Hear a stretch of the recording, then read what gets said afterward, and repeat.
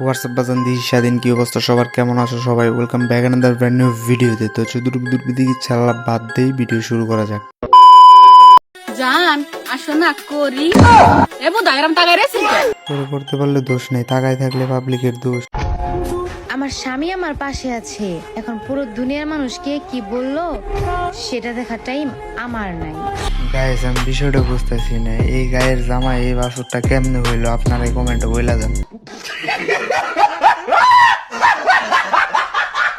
তাকে বলেছিলাম অনেক ভালোবাসি তোমায়, তারপর থেকে সে অবহেলা করা শুরু করে দিল আমায়। আহারে কি কষ্ট, কষ্টের সুদনে পেছারের নিচ দিয়ে এখন পানি পড়তেছে।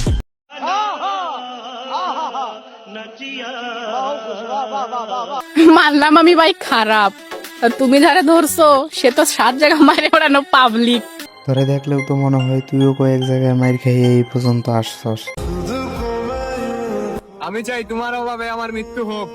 আরে সারা ওর মতো গায়ে দিতে গেলে তোর মতো বাছুরের রক্ত শূন্যতা হইব, আর তুই কস ওর অভাবে তোর মৃত্যু হইতো। ভিটামিন সি খা বেটা আগে।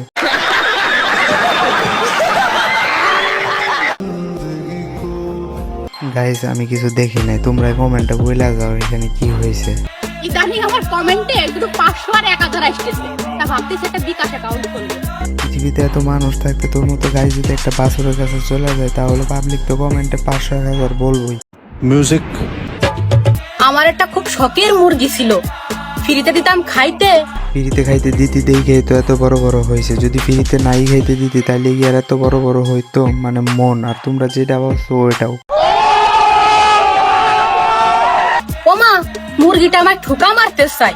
মুরগিটা তোরে ঠোকা দিতে চাই নাই, মুরগিটা তোরে অলরেডি ঠোকা দিয়ে চলে গেছে। এখন পাবলিককে বুঝাইতেছ যে মুরগিটা তোরে ঠোকা দেয় নাই, আসলে পাবলিক তো তোরে দেখলেই বুঝে যে মুরগিটা তোরে ঠোকা দিছে কিনা দেয় নাই। কত মানুষই কত কথা কইব, সবার কথা না হয় বাদ দিয়েন। সবার কথা বাদ দিয়া তোর বাছুরটার একটু ভিটামিন খাওয়া।